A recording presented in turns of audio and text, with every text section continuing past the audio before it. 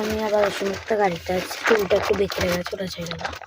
তো আমরা রেলওয়ে স্টেশনে আটকে গেছি। তো এখন ঠাকুর বলছি কেন, এখন ট্রেন আসবে, তারপর আমরা যাবো। আর আমরা ঝাড়খণ্ড পৌঁছে গেছি, জামশেদপুর আমরা পৌঁছে গেছি। শ্রী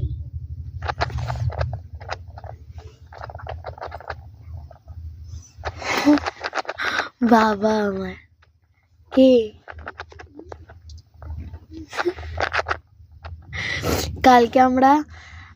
কালকেরটা আজকে গিয়ে ওখানে বলবো। আর আজকে আমরা মনে হয় কোথাও একটা ঠাকুর বাড়ি কোথাও যাবো।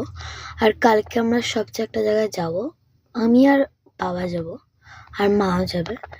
আমার মায়ের হচ্ছে যে আমার মা যখনই কোথাও জায়গায় যায় না ঘুরতে, তখনই আমার মায়ের ঘুম পায়। কারণ কি মায়ের শরীর ভেবে নিতে দেখে আমি কোথাও যাচ্ছি রিল্যাক্স করবো, তো মায়ের ঘুম পায়।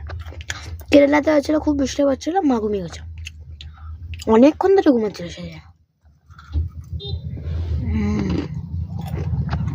এই টিপটা কলকাতা থেকে না, রাজস্থান থেকে না, এটা গুজরাট থেকে।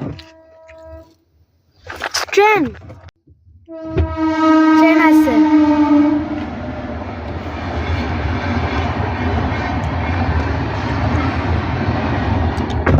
কত জলদি আসছে ট্রেনটা, দেখেছো?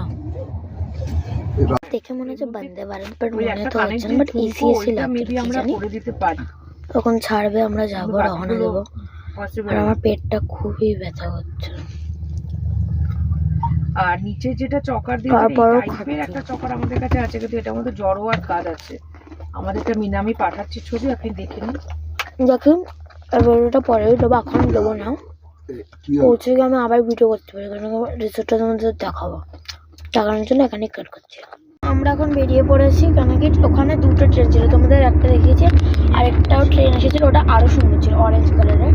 তো তারপর আমরা ছেড়েছি, এখন আমরা রওনা দিয়েছি।